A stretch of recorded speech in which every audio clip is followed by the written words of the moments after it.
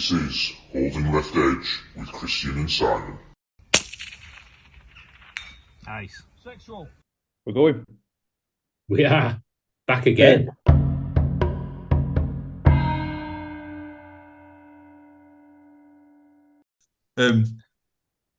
Christian will get rid of anything that's like not supposed to be here.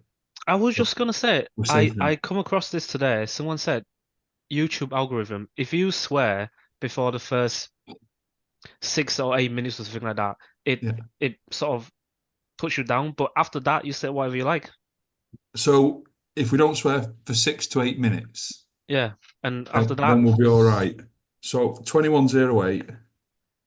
I don't believe that because my Did you last realise? video, I had Lil Beth Matty saying a few choice words, definitely within the first few minutes of the video, and that was all right. was actually trending quite well. But you do realise, Heng, he's going to leave this in now. Right. Right. So we need to start the interview because otherwise he's just going to keep leaving this in because it's all good post-production stuff, as he'd call it. So we need to get to 6 to 8 minutes. This is where I say, good evening. Welcome to episode 11, Christian? Yeah. 11 of Holding Left Edge, the UK shooting podcast that deals with the spin. If I can get my teeth in and my words out. I'm Simon, you know that, because that's Christian, whichever way I'm pointing. Say good evening, Christian. Good evening, everybody. Brilliant, seamless.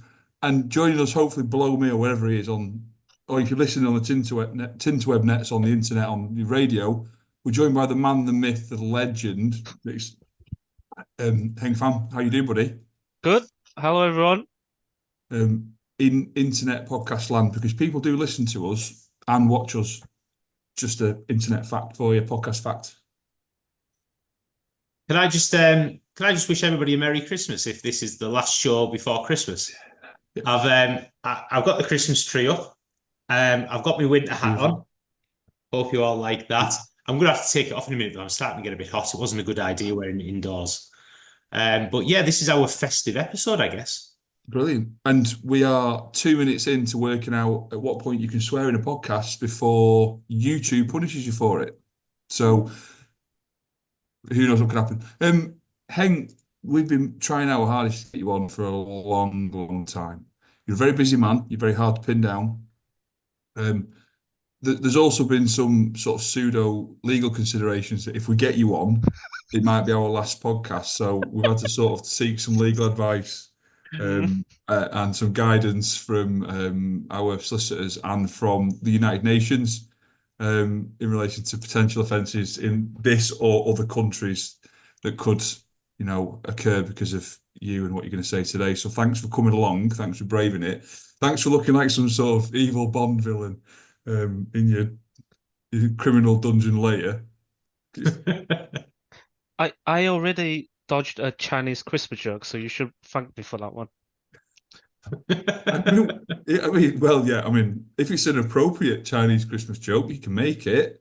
Let's not go there. Actually, we've got 6 more minutes. 6 more minutes. So, for those of you that haven't had the absolute pleasure, this is where you'll blush. The absolute pleasure of spending time with Heng. It's safe to say you're one of the more entertaining, prominent, well-known, and successful practical shotgun shooterists and IPSC mini rifle type chaps in the UK. With about 2 or 3 minutes before the YouTube filter kicks in, do you want to just tell those people out there that haven't had the fortune and pleasure of meeting you, who you are and what you're about? Okay. My name's Heng. My pronouns are he, him, and the beast. I first got into 3 minutes, you've got 3 minutes. I first got into competition shooting, I think 2020 or 2021. I grew up playing FPS games and airsoft, and I mainly shoot IPSC shotgun. They haven't announced the 3rd year yet, but I think 2 times British champion in open shotgun division. You're kind of a big deal, aren't you? Kind of a big deal. I did ask, I I shot myself. Oh fuck. Well, I shot myself the first time someone asked me to sign the autograph because he handed over me a headset and I actually didn't know how to sign my name. So that was that.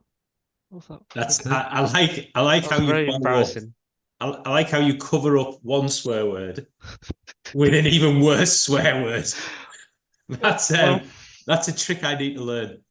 We're 4 minutes in, so we're doing well sorry. so far. No, so your practical shotgun and IPSC. Where do you do that, and how often do you do that? What's the score with that?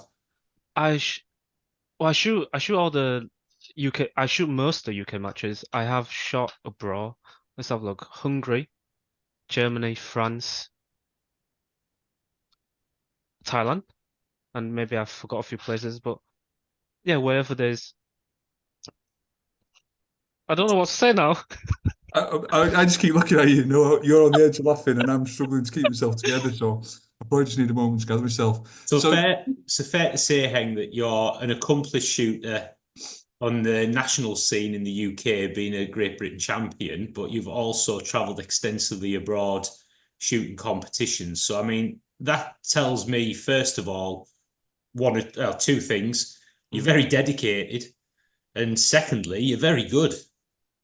Yeah, whatever Christian just said, I should have said that. That's why I keep him around because he comes out with sensible, legible statements like that, while I'm just laughing and coming out with nonsense. Yeah, that whatever he said. Yes, So, that's me. you're kind of a big deal.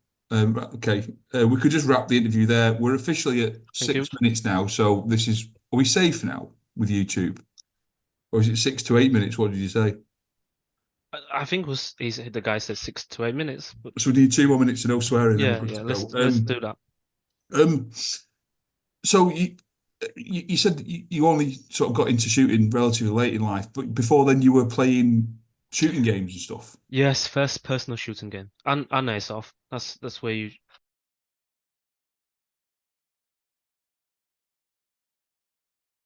Transferable skills. So, Christian The was guy talking the there. guy that because all the sites need to be insured, so they have to give you a safety briefing. And the joke, this guy, he always makes the same joke, and the joke he said is, "This is the only sport that."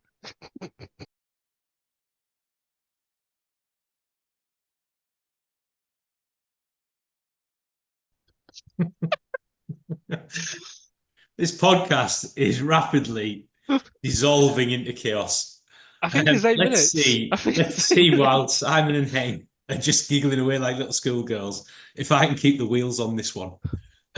So, Heng, Go just on. trying to be very, very sensible and professional about our podcast. Yes. Fair to say that your experience of shooting first-person shooter games and airsoft gave you quick muscle reflexes that you've been able to transfer over into practical shotgun and IPSC. I think so. I think with video games, you have to be a very good learner. You have to be able to do your own research. You have to always be progressing. Mm-hmm. And the key thing because you're essentially looking at a screen, your eyes need to be very good. I think like when you focus on something, but you can look to the side. What's that called in English? Peripheral vision or something like that. Yeah, I think that's one of my other strong points. That my eyes are pretty good. excellent. The, Not like the, mine. Mine are very bad, hence the glasses. So you could have been a jet pilot, fighter pilot, because they've got really good peripheral vision. That's one of the things they judge when stuff's doing. Look at that on the screen; you can see it perfect, like that. Like yeah, You should have I been a can fighter pilot. if there's things coming at me, I can see them from the sides. Like Hey, we were having a conversation. I think it wasn't at the show where we met. I think it was Mhm. actually online. Right. You were asking me very briefly just about what sort of training I do for precision rifle. Yes. And you indicated on that conversation that you're very, very focused and very regimental in terms of your Mhm. training regime. Do you want to just talk to us a little bit about what that entails and the dedication involved? Uh, yes. I think. Where's my notes? I had some notes. Let me find it. Right. So, I think just like any other sport, the limit is always growing. people are consistently getting faster, more accurate. Mm. I I really like that. I like to challenge what I can do best and see how far I can push. Like I've done a lot of different things, and shooting is one of the things that I can't seem to find my limit. Like I can always see myself getting better. Okay. I like training. I do spend too much time doing pointless things on the range, as you can see on the videos, but I think there's two things I always look to improve, which is training efficiency and how to be a better competitor. I think I'm pretty good at those two things. And when you talk about training efficiency, hmm what do you mean by that? So I think how to train yourself to shoot faster, more efficiently is very important because you have off seasons, you can bring yourself back up to speed, or if you really are going for it, people are constantly getting better. So if you can progress and be good at training yourself, you can catch up a bit quicker because I've been competing how many years? Like less than what 2024, right? So like 3 years, and I can almost catch some of those people already. I think that's what sets me apart because I'm very efficient at training. So another way to describe that might be you train with purpose. Yes, you have to always have a go before you step on the range. Mm. Yes. Interesting. And I have a plan actually, if I can share. Oh, So please do. how to train yourself to shoot faster, more efficiently. We're talking about learning new techniques or new methods of doing stuff and how to be efficient doing that for shooting. Mm. So if we break techniques down to consistency, speed, and execution. First, consistency. Something you are looking that is repeatable, reliable, and predictable. These are the three most important factors for shooting skills, I think. Uh, Once a technique is consistent with enough repetitions, you can access it subconsciously. I Mhm. think the less you have to process with your brain, the more efficient you are because you are Yeah. not juggling that many things, right? So, for example, walking, driving, changing mag, pulling the trigger, something you don't have to think about unless the action is needed. It's exactly like how we shoot, right? Maybe a bit different for PRS. For practical, you are running around, you are shooting the targets. Unless, if you want to be proficient, you're supposed to do all those without thinking about it. When the problem presents, you kick in then, right? That's why people say, well, I've just had this brilliant run, but I don't remember a single thing. That's normal because you haven't had to react to nothing, right? So this allows you to free up your conscious mind and focus on the more important stuff. And for may not necessarily for beginner shooters, but for I'm going to say 90%, if you're read or above, you need to be focusing on looking at the small spot on the target and shot calling. It's a bit like the speedometer in your car. You're observing what your sights are doing, but driving the car subconsciously.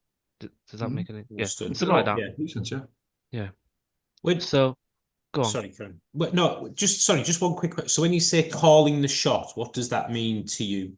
So calling a shot for practical is you press the trigger when your sights are on the targets, Mhm. and you are calling whether or not it was actually where you think it was. Is what we call calling the shots. Yeah. Like, because steel otherwise, but if you want to shoot steel efficiently, you should call your shots anyway.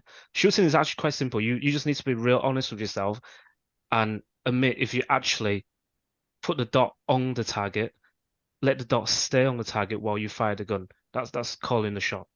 Yeah. But paper, you don't have any feedback.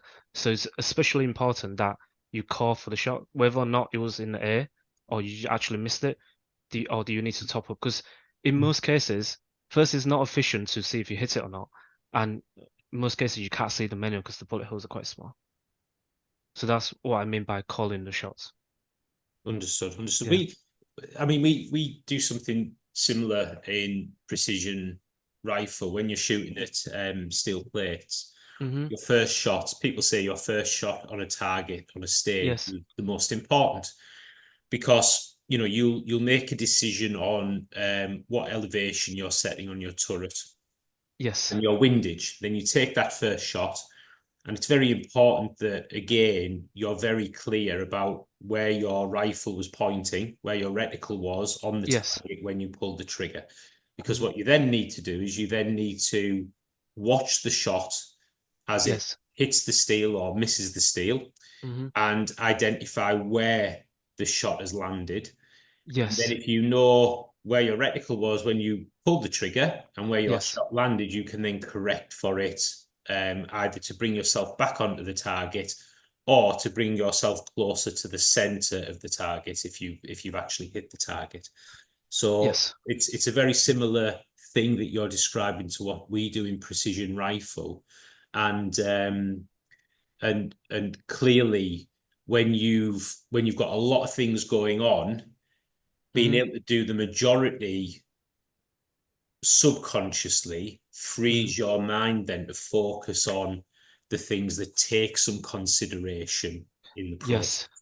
Like if you look at we're gonna pick on the new shooters here.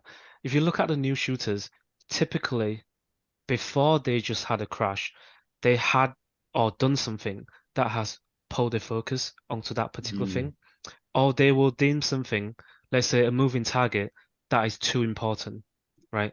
And then instead of shooting it how they normally would, I mean, I think the most common one is when they see a threat, I mean, when I say threat, I mean a difficult target, they shoot it at a slower speed than what they usually do. It pulls them out of their subconscious mind, and then they start thinking about something else rather than the next thing and whatever's the next thing. They make something that's too more important, I think. That's what typically happens. So your advice would be, even on the more difficult targets, still try to maintain your cadence, maintain your Is approach. maintaining the cadence one way to put it. I think ultimately you just need to trust your training and Trust the shoot. process. Trust the process and Yeah. shoot your sights. Yes. I mean, I've sorted myself out now. I've managed to gather myself, but listening to what you're saying, and when you talked about the process for getting better, ultimately, the first word you used was repeatability, Mm-hmm. which is something I use massively when we're instructing, and talk to people about that repeatability, the repeatability that then breeds a confidence, and then you start to see it building and building and building.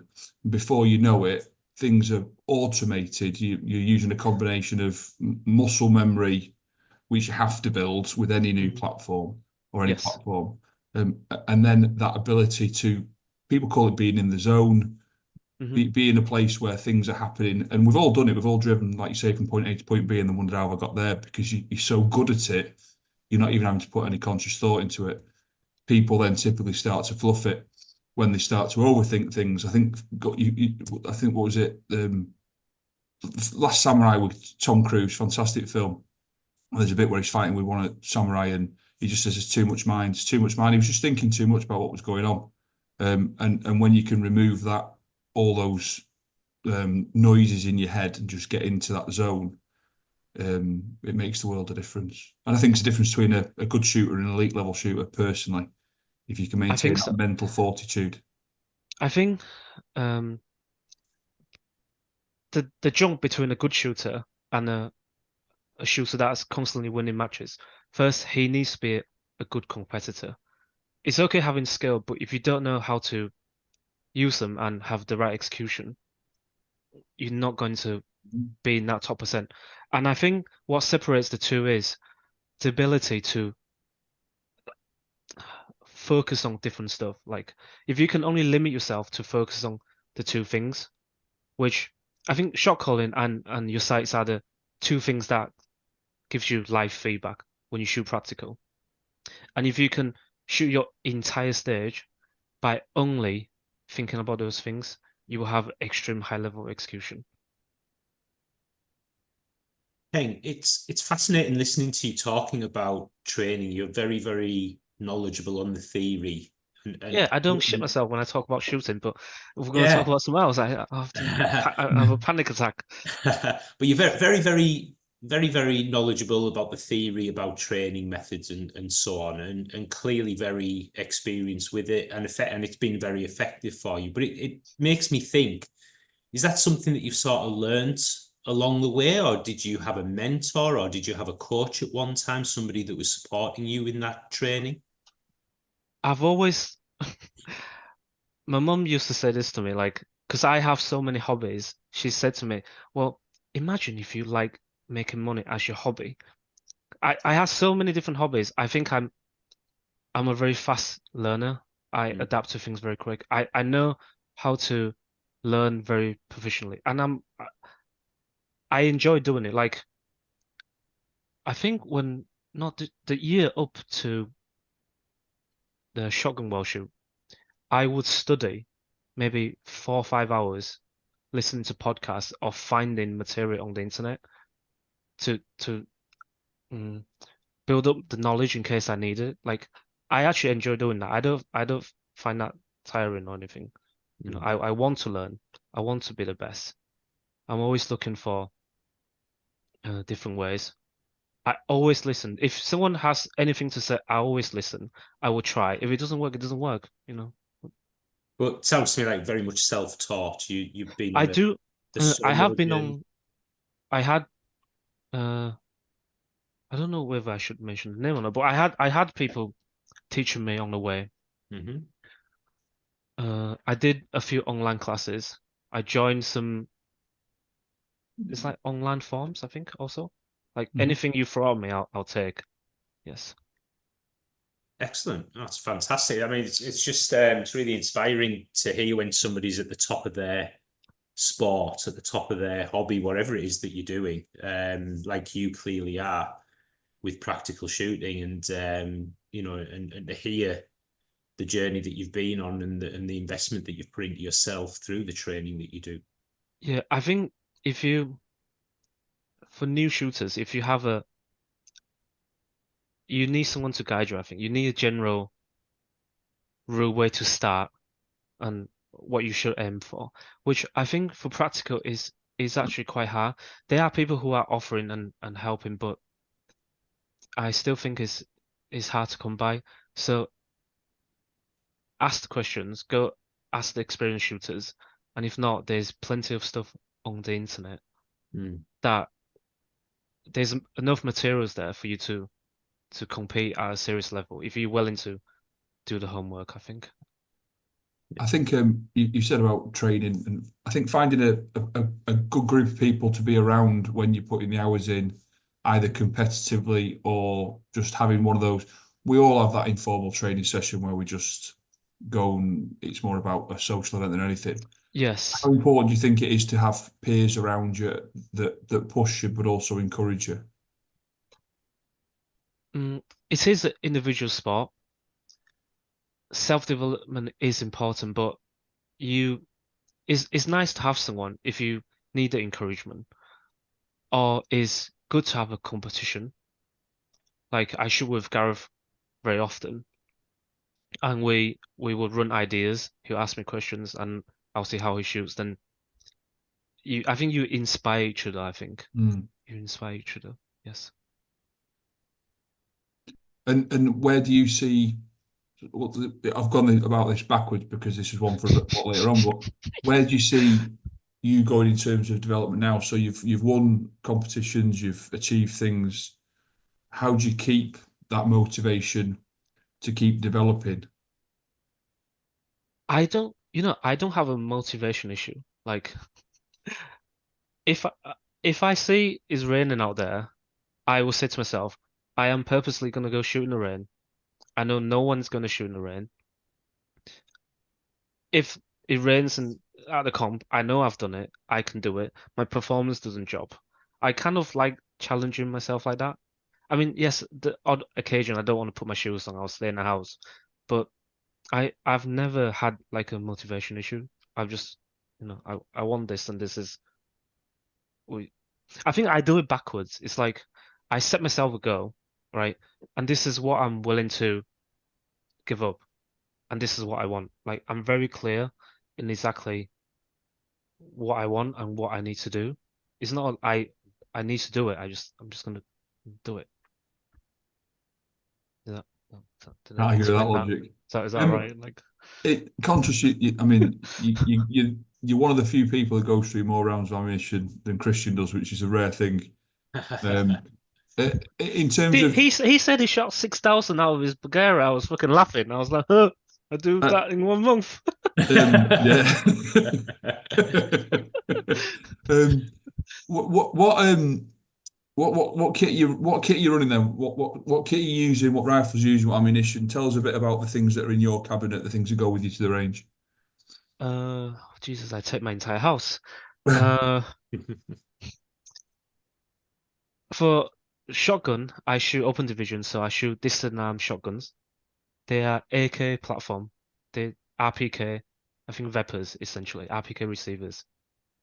And for rifles, I shoot Cotswold Classic Arms 22 rifles.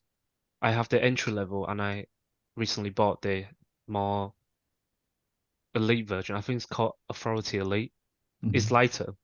I used to say don't be a pussy hole, right? If you can't hold your rifle, go to the gym.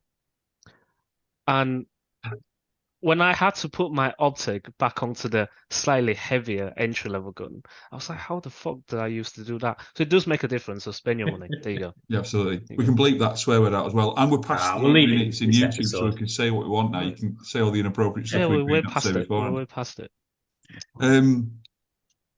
So your distant arms for your practical shotgun, Yep. uh, and your ARs from Otto, Cotswold. Otto Yes. Classics. Otto's Yes. again another madman in the industry, which is Yes. great. And ammunition wise, what you're using for both? Well, we are This is very you fortunate. repping people. This is a Is chance that for you me to rep the referencing? companies you work with. Well, I don't have a almost sponsor, so please, Daddy. But well, I shoot Game Ball, I think. Yeah. The Evo or EVO or the Rose Gold. Rose Gold is very pretty. You should shoot pretty cartridges. They are very soft. They're ladies cartridge. Oh, Can't you beat that out? can we beep that one out? Yeah, Yeah. beat that out. They Rose Gold is very soft shooting, so I shoot the Rose Gold or the Evos. For 2-2, I shoot Aguila or whatever. It's hard to come by ammunition, as you know. So whatever that standard velocity, I will grab. So we can't be picky here. So that's that. And optics wise, what you're running? Optic. I like using Vortex optics. I have those on my shotgun because it doesn't matter what they say. If you put enough rounds in something, it will break, and you just can't beat the customer service from Vortex. They're good products, and the customer service is wonderful. So Vortex optics. I Mate, do use EOTech as well. just coming back to the ammunition, how concerned are you with getting the smallest, tightest group, the accuracy, the precision of and the consistency of your ammo? How important is that to the type of shooting you do? For practical, not really, because upset of accuracy, I think there's more human input than over the consistent of the ammunition, unless it's really shit. You do more damage to your accuracy than your ammo would do, because I mean, the absolutely hardest shot for us is what, like if you imagine like 3 fingers at 50 meters. Okay. As long as you hit that, you're fine. So it doesn't need to be dead accurate. So it's more chance of you not, pulling the trigger than the ammunition really. Yes. So you'll be comfortable buying bulk ammunition at a good price so that you can prioritize putting lots of rounds down range and practicing with it rather than spending more money on super accurate ammo that you maybe can't afford to buy as much of. For what we do is more consistency over anything. I would even take a slightly less accurate round for consistency. If it malfunctions, you pretty much tank the stages for 2-2, Okay. essentially. Yeah. So you want to make sure that whatever ammo you're using, it cycles well, and Yes, that's more it important works in than the gun. anything. Yes. Yeah. Yeah, got I you. think the hardest thing for us is getting a consistent supply of just about anything. Like ideally, I want to shoot CCI standards, but as you know, like literally there isn't any. Everyone wants it. There isn't any. No. I don't want it. I've never owned a rifle that it shoots well. Yeah, and imagine the problem you have with SK Match. Well, that's the problem he has with CCI standard. I must say, mate, SK Match, when you think about consistency, you've seen me No, I shooting. mean supply. I mean supply. Oh, for supply. Yeah, yeah, Yeah, yeah. yeah. Yeah, Everyone wants the same good stuff, and it becomes a feeding frenzy. yeah. Um, Consistency versus reliability. Yeah. yeah, and it's finding that sweet spot. And the reality is, I know yourself, Heng, I know Gareth and a few others are regularly having to change ammunition based on what's in the country and finding the thing that's nearest. I want some at standard velocity, so that'll do for now. Yeah. SK, whatever, or CCI. I wanted to talk about subconscious skills, but part of being a good competitor is managing, well, anything's your fault, right? Anything is you. If you can't get the consistent supply of ammunition to train, it's your own fault, you know? And with no ammunition, you can't train. It's like before I came to you, I pretty much bought everything within what, 20-mile radius, 30-mile radius. I had no ammunition to train. I was shooting the expensive subsonics. They're like 140 per thousand. And I just shoot them into the dirt. It's like, so you have to manage everything really. Yeah. I mean, it's safe to say that the supply of 2.2 isn't what it used to be. I mean, price has gone up, and everything, but if anyone's out there from a big importing company, yeah, you do whatever you need to do to get more ammunition in, more reliable supplies, and people will stay with one brand because brand loyalty's gone out the window, really, hasn't it? It has in everything. It's only in some of the centre fire disciplines where we're able to maintain some brand loyalty based on performance and stuff. But people are having to chop and change ammunition in every discipline in the sport. Yes, I mean for shotgun, this is a new one for me because I used to just shoot shotgun, and mini rifle was new to me. I didn't know it was this hard to get ammunition. I'm lucky because I drive past Game Bar like pretty much every week, and they're never in short supply. And if a tree falls near my house, it's gonna hit 5 hammers. So there's plenty of people who shoot. So shotgun cartridges was never the problem, but I didn't realize it was you have to be on top of this rimfire stuff because you just can't get any. And centre-fire's the same. We saw it when the Ukraine and Russia happened. All the 308 that was worth having is gone. And then all the performance 308 was less performance. Big brands, big companies that relied on their accuracy and reliability went out the window. So we're only one natural disaster or foolish political decision away from the supply of ammunition just dropping on its arse. We don't do politics on this podcast, but that's about as political as we're going to get. Yeah, that killed the conversation, Simon. Well done. Yeah, well, you know what it is. Cool. So, what else? What else blows your hair back apart from shooting practical mini rifle? Are you still gaming, or is that something that you've resigned to the bedroom now that you're out blowing stuff up? I play less games now. A bit old. You can't compete against the 12-year-olds. It's just not reaction time's just not good enough. So I only do one thing at a time. So only shooting, and that's pretty much it. Do you miss the ability to shoot 15-year-olds in the face or whatever it was that we opened with? Do you miss that or? Airsoft is fun because you have to run, so it gets you exercise, the adrenaline. I mean, like, yeah, you can't really beat that.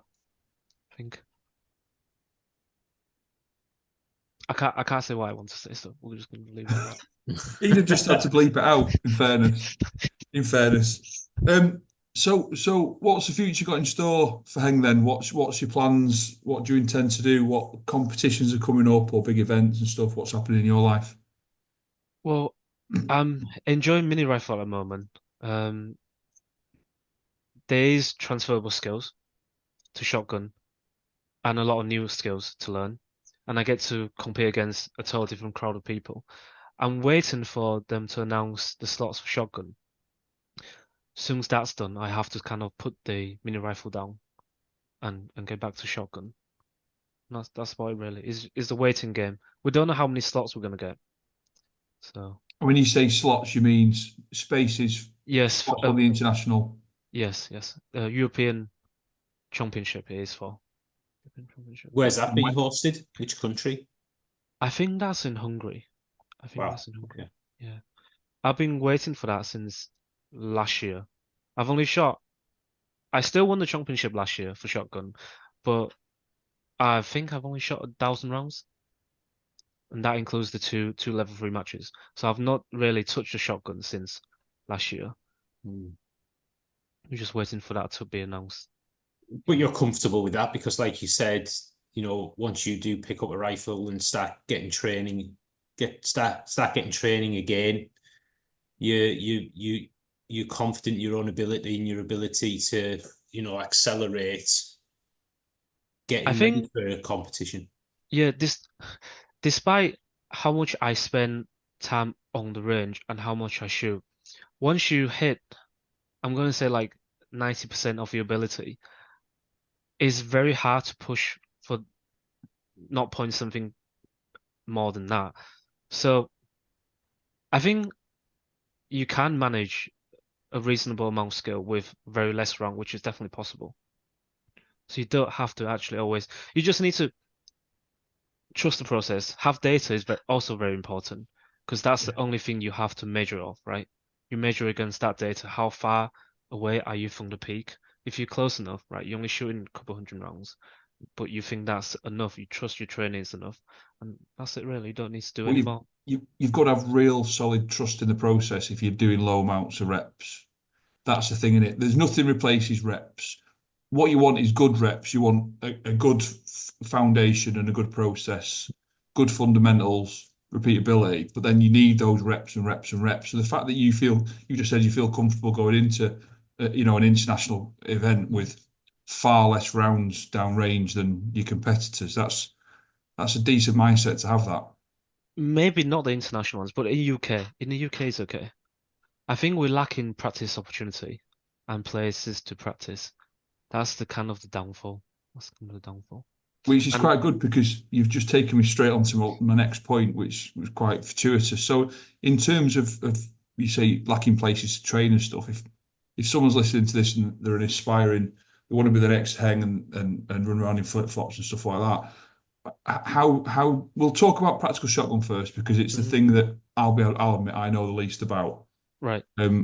If you're out there listening and practical shotguns, what floats your boat? How do you go about getting into it? What organisations are out there and stuff like that?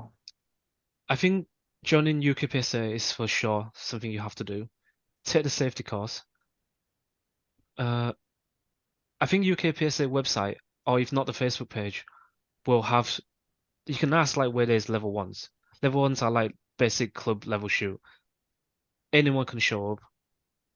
People will walk you through the process. We are extremely friendly and have a taste of that. And once you decided which division you want to shoot and you want to start practicing, I think that's the next level, is finding a place that you can practice. It's not a lot of opportunities you can get to do your own practice in the UK. I think that's the biggest problem. Apart from like a proper training guidance. Even I don't think most new shooters even know how to develop like what you call muscle memory or subconscious skill. I think that's what we kind of lacking in the UK. So there's lots of coaches out there for clay shooting, big Yes. deal in the world. I know I've got some mates who make a living out of being full-time shotgun clay shooting coaches. So in terms of coaching for practical shotgun, that's it sounds like you're saying that's something that we probably could do with a bit more spread across the country. Is that right? Yeah, there isn't many. I mean, if you think of it like this, like there's no money in it, and people just not interested. So of course there will be no trainers because they can't live on this, right? Mm. Yeah. There is no, for far as I'm concerned, there is no professional shooters for practical in the UK. You're not going to get major sponsorship. There is no price table. It's you can't make money out of this. It's just for love, really. And is that something that can be fixed? Is that something that can change with the right input, motivation, and direction? I don't think so. Simply put, it's just not enough of us, I think. Okay. What is it they say, like one brown nose in the USA sells more shit than all the brown nose put together in the entire Europe. It's just not enough people. Yeah. And in terms of mini rifle, which I think has a slightly different dynamic to it in terms of how much is going on. If you're out there and you fancy mini rifle, getting running around in your flip flops with a It's the same thing. land tag. You're pretty much on your own on the internet, or you have to like ask your friends or go to matches and try to learn off people. There isn't really let let's use clay shooting for example, right? There is something at the base level, mid, and like the high tiers. There is a place anyone that can have access, right? Long as you pay or something like that. But for practical, there just simply isn't. There is no path for you to, let's say you want to be top 10 in a while, right? There is no path for you to follow to be top 10 unless you know people. And I think that's what's setting the sport back a little bit. I'm planning to do free helps. I don't know whether I should call them courses or not, but I think my next thing is coaching. Yeah. Yeah, don't know if that would be the appropriate word to use that. I think, but I will give free advice for anyone who asks, and hopefully one day they can teach me something back. So something like that. Yeah, we've had this conversation. We've sat on tailgate of my truck chatting about it, and I'm a firm believer in we can never do enough instruction and never have enough structure around instruction, support, coaching, guidance, all that stuff. Because I think we'll probably agree, sort of more than 50% of it's up here.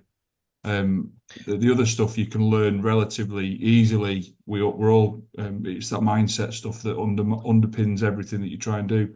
So I think without a meaningful structure with people who get it, and I'm fortunate to spend a lot of time chatting to Rob Ramsden from South Africa, who is all about international structure and development and stuff like that. The amount of work that's needed to get something to a place where it's self-sufficient and people can go, wow, that's a really good process. That's a massive undertaking financially and physically. And I think how our certificate works, there's not many places you can go and self-develop. The only places, as you know, like if you have more than 3 people showing up for training, majority of that training now will be you chatting, right? But not a lot of places you can go that you can practice on your own frequently. They just isn't in the UK, unfortunately. Not for practical.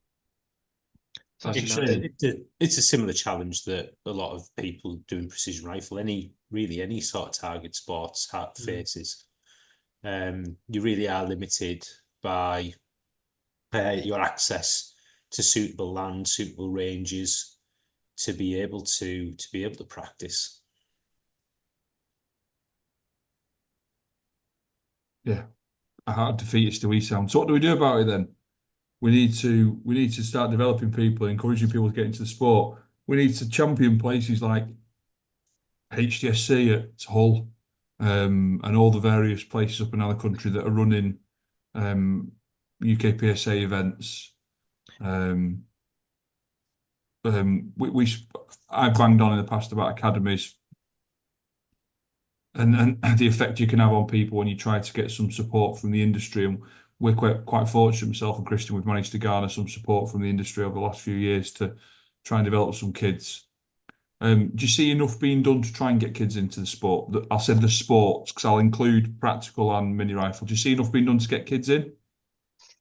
There is UKPSA actually. I think I don't know the full details. If I get this wrong, forgive me. But I think they do put a lot of help. I think even prize tables, or I'm not sure about match fees, and to help. They are young shooters that shoot practical, but whether or not more could be done is another question, I think. But it's young shooters friendly, I think. Okay. Something that really opened my eyes to the differences between, opportunities for practicing was when I was over in Colorado for the World Championships. And I'm not saying this is the same everywhere in the United States, but within 5 minutes of our hotel, there was a public range with steels set up all the way out, to a mile. And you could just turn up, find an empty bay, get your rifle out and start blasting away. And then you had one of the, world-class leading range, again, publicly owned, but a paying range for a pittance though. You weren't having to spend a lot to book out a bay for shooting on the day. And again, that was like 10-15 minute drive away, and all that open land, public land, so many opportunities to go out with firearms and practice and train. So you just don't get that in this country. I think the best club to join if you are within driving distance is Northcote. Martin and Jonathan is incredibly friendly. When I first started, Martin, long as it's safe, he said to me, long as it's safe, you can practice whatever you like. He even had a little shed for me to store all my targets. He was ever so helpful. So if you are within driving distance, I would say definitely join Northcote. Absolutely, just don't get in too deep a conversation with Martin because you won't get any shooting done, and you'll spend all day talking about everything to do with the history of shooting ever and what can be done to improve it. Yeah, great venue. We've been there and run courses and stuff. Great bunch of guys, and they've got a good membership, which tells its own story. Really, I think they're one of the biggest independent memberships of any club in the country. So if that doesn't tell its own story, I don't know what does. Yes, the best club. People see me shoot all the time. They thought I live like next to Northcote as me, but I actually have to drive an hour and a half there and an hour and a half back. And if you've been to Northcote, there's a little gate right in front of the community. I used to be the guy who opens that gate up for everyone in the morning at 6 o'clock and start blasting. Funny story, I can tell you what, first time I went to Northcote, I trusted Satnam a bit too much. I took a left about 150, 200 metres before I should have done. And I found myself driving along that bank that goes around the back of it. And I'm sat in the car, and luckily I've got a four-wheel drive, and I'm going, I can do this. But I found myself, and there was a stretch of water between me and it. I'm like, yeah, I think I should be on the other side of the water here. So I had to reverse back. Fortunately, no one saw me, so it was the perfect crime, and no one ever heard about it. So luckily, no one knows how big a cock up I made that day. I think I got away with it pretty clean. Now the whole world's heard it. Yeah. It's one of those, isn't it? So that's you, UK PSA, practical shotgun. You got the Worlds coming up. Europeans. Well, it's in the world, isn't it? Europe's part of the world. There'll be foreign people there and stuff. So it's all the same thing, really, isn't it? Let's be straight. I'm conscious we've done really well to try and keep this sensible all the way through it. So I'm proud of you, mate. I really am. Thank you. Thank you. This had the potential to go horribly wrong. I must apologise to everyone in podcast land for me losing my faculties before. I don't know what it was. It just went, and I'm trying my hardest not to look at Heng because just eye contact with Heng is enough to trigger me. It's been great having you on. What words you've spoken a lot of sense, and for all the comedy value, and you're a very entertaining guy. You've spoken an awful lot of sense in relation to mindset, an approach, and the structure to what you need to do to be successful. And I think there's a lot of people out there could learn from that. And I think genuinely, if you were going to look to try and impart some of that knowledge to people, I think it'd be a fantastic thing, and people would lap it up. Certainly from the angle you're coming at, because you're not, like you said, this isn't something you're doing because you want to make a living out of it. It's the right thing to do. Have you got any final words of wisdom for us before we sort of safely navigate away from the podcast, having not got sued or cancelled or anything like that?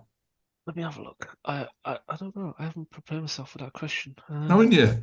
No. That's not like you. No. I did panic a little bit today. Hang on. Did you? In fairness, you were asking for a script for this weeks and weeks ago. I did, but oh yeah, you did. You did put that in the script. How do people get into sports? Brilliant. So you've just found the script. That did it. I've I found one been last reading finish. the whole time. You can't even see that on there. I've been reading the whole time. Was it?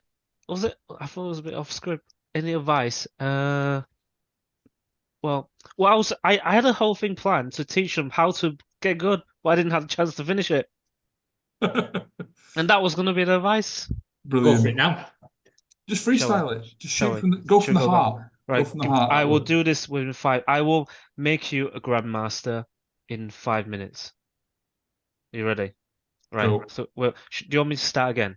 Should I start again Well, from the beginning? Yeah, let's. Or where was So, I? hang any sort of closing words of wisdom? Christian will edit You this can't. out. You You're can't right. ask me this the other way. Like, how should I say you ask it? I don't know. How would you like me to ask you the question you want me to ask you? Go on. I'll just say it and you can cut it, Christian. Whatever. You ready? Right. Go. Right. How to train yourself to shoot faster, more efficiently? Fucking hell, Jesus What are you Christ. laughing for? Right. I'm not laughing. You're laughing. I'm not You're even looking laughing. at You you. are I'm not about to looking at laugh. you. You're making me Go on. laugh. Right. If we break down to consistency, speed, and execution, right? First is consistency. Something that's repeatable, reliable, and predictable. Once a technique is consistent with enough repetitions, you can access it subconsciously. For example, like walking, driving, changing the mag, pulling the trigger, something you don't have to think about unless action is needed. This allows you to free up your conscious mind, right, and focus more on the more important stuff, like looking at a small spot on the target and shot calling, like the speedometer in your car. You're observing what your sights are doing, but driving the car subconsciously. And how do we practice to develop consistent technique? You break the technique down into bite-sized movements. You add layers till you are able to perform without thinking about the techniques. We're going to use mag change, for example. So if we break it down to grabbing the mag, inserting the mag, and put your support hand back on the forend, so into 3 bits. You will practice grab till it's repeatable, reliable, predictable. Then you add the second step, which is insert till it's repeatable, reliable, and predictable. And then lastly is putting your hand back at the forend till it's repeatable, reliable, and predictable. You do it in layers. This way you are constantly making positive progress. Right. Should we go on to the next bit? Makes Yeah, sense. yeah, go. We're Yeah, with you. I'm We're enjoying both this. hypnotized by your wisdom. Carry on. Go. Thank you very much. Right, so next bit is speed. Now you have a consistent technique. You want to increase the speed of that technique, right? So increase speed to amplify, introduce mistakes, isolate and overcome. Set a target speed when you're doing your mag changes. Gradually increase speed till something falls apart. You would now isolate that particular part and practice that particular part individually till you overcome the bottleneck. Let's say we broke down the magazine change into 3 bits, right? If you are stuck on the middle bit, which is the insert, you will pull that out individually and you will practice that individually. Because sometimes when you try to speed something up, you might be able to do a portion of it, but what people do is they practice with extra speed and they will fail. They don't know which particular part they fail. I forgot what I was going to say now. You're on such a roll as well.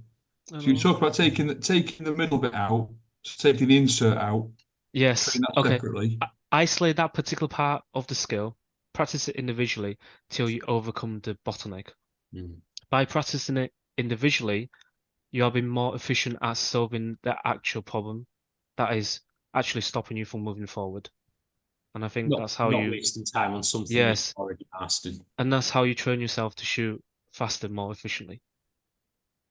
Got See, it. I was listening to you because I Very helped you much. get it back on track because I'm good like Okay. that. Thank you. And I did have a bit on how to be a good competitor. You want Well, to give that a go? Right. A good competitor is who can manage their time, equipment, and feelings efficiently. Only focus on the execution. It starts with training. Build a consistent process to follow, like you said before. Always have a go. build confidence in your training, be critical and ask questions. Remember, timer and the target is the only two things that doesn't lie. Always falls back to them in your training if you're doubting yourself. The important bit is to build positive self-image.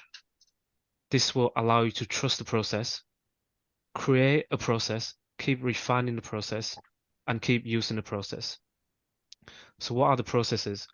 I think you need to have a mode for training that is designed to maximize your training efficiency, get the most return for your investment, and a training mode to set yourself to go into a competition. Right? Imagine if you've been practicing driving laps going crazy, and the goal is to get faster, and suddenly you have to go into a competition. I don't think you will be in the right mindset, because at the end of the day, you're playing a numbers game. It's not a race, right? So speed mode, that's one of the practice modes.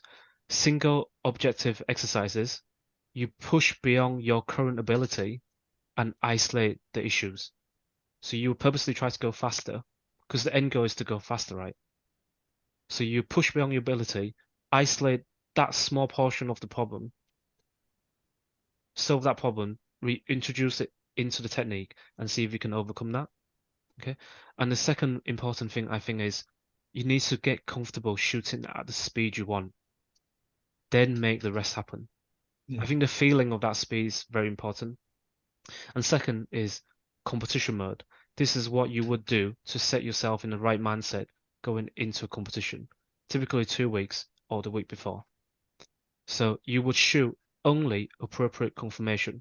Confirmation is how much you want to see before you shoot the target.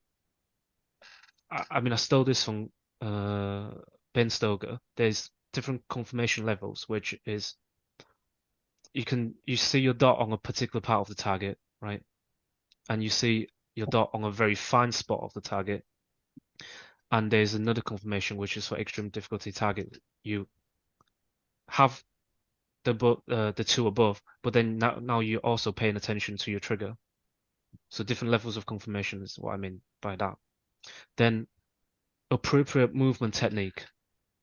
So you want to do it at just the right movement technique, not over. So if you can't execute this running in training, they'll go over that.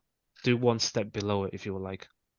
And you build confidence, trust your training, emphasize on the technique and execution, quality over quantity, and follow the process. You have to keep practicing the process, I mean. Otherwise, if you're only going to use it on competition days, you're not used to it. It's never going to work. So trust in the process, trust in your training, knowing appropriate confirmation will be enough to reach your goal. And that's how you be a good competitor. Yeah, you need your own podcast or something. You could do that all day, couldn't you? I thought I'll say something useful for you to cut just in Mate, case you didn't have enough. You've said stuff that's so useful. I've been writing stuff down. That's how interesting it's been when I've been writing stuff down. Timer and the target don't lie. Love it. I'm going to say that on the range like I'm dead clever. I'll say it in front of Christian and he'll just be the only person that knows I've just stolen it from you because no one else listens to the podcast. It's the minute you said that. So anybody who's seen me shoot knows that I'm not the quickest by any stretch of the imagination. I don't know. You beat Luca the other week, in fairness. He beat me in the end, though, didn't he? He did, yeah. And so I am definitely not the quickest on a stage. I see some of the top level precision rifle shooters on a stage, and they look like they're moving without any urgency, and they'll easily get all their 10 rounds off in 115 seconds, 12 rounds in 115 seconds, moving into all different sorts of positions. And then I get up there and I'll be on like my fifth or sixth shot, and the timer will go, and I'm out of time. And I will literally, my first thought is, did they set that timer right? Because it didn't feel like a minute and 15 seconds of already 115 seconds have already gone by. And I'm just like, Yeah. that can't be right. So the minute you said trust that timer, I'm like, yeah, the timer is telling me something. I need to get my ass in gear. I think efficiency is part of the process. Like, so I have a process for pre-match, which I like to use a tick list. This way, I don't have to memorize anything.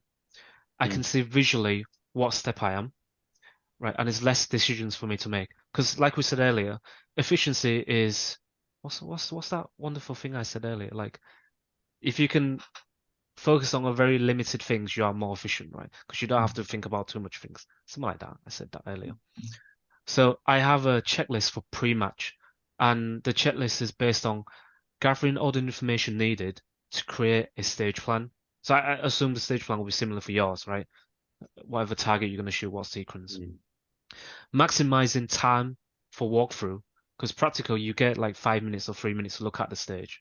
Yeah, similar in our Yes. sport. Yeah. And you, by pre-decising some of the questions, therefore you are more efficient when it comes to that walkthrough. I actually don't like to have a stage plan now until after I had the walkthrough, because I feel like you're doing a bad rep in your brain, and sometimes that comes back to haunt you. So I just gather all the questions that I need to solve the puzzle once the timer starts. So something like number of targets, starting positions. Yeah. Sometimes the drawings are different, so pay attention to that also, like moving targets, whatever, right? Then I have a process at the match for match day. So the process is to manage time, equipment, and your feelings, maximizing time for visualization. I think I was going to hide this one. I wasn't going to show you on the podcast, but I will now. Visualization is the key to execution. If you can't visualize something, you can't execute it to shits, right? So you need to have a process at the match for you to do whatever you need to do, manage whatever you need to manage, and get on to visualization. So create a match process that you're not wasting your energy thinking about. You're not doubting have you done it or not, right? Long as you tick that, now you visualize. And nothing can go wrong, right? Long as you complete that process. This is very true at a precision rifle match. You know, you'll and I used to be this competitor where everything's chaos. You're putting your equipment in all the wrong places. You're not doing things in order, like reloading your magazines. Yes. Setting your turrets back after and getting into a routine, an admin routine. Yes. And what happens is when you should then be up at the front of the stage with all the other shooters listening to the RO, you're distracted by something else. Something's not right. You're not paying attention. Yes. And then rather than then, once you've received the stage brief, starting to go through that process of visualizing it, thinking to yourself, how am I going to approach this problem? Yes. And and how am I going to then move? What positions? Where am I going to place myself? What do I need to do? When do I need to dial my turret between targets? Or just going through that and thinking about it and going over and over it until it's time to shoot. And then when you get up to shoot, you've already been through it 10 times. Yes. You're busy worrying, where did I put my bag? Where's my ammo so I can load my magazine? You're not getting ready for that stage. Yes. So everything is a distraction. Everything's your fault. It's up to you to solve those problems and be efficient. Yeah. Yes. And you do more to damage your accuracy than your ammo does. Throw that one down as well. All right. Yeah, unless your input. and you've got gooey stuff all over your hands, and you can't be accurate because you're all gunked up with gecko. Other sticky brands are available. Mate, yeah, I've just it's it's not very often I sit silent just listening. I think I could genuinely. You talk a lot of sense, and I think there's probably people out there that get an awful lot from listening to what you've got to say. But I'm conscious of time because we always try and keep it to an hour.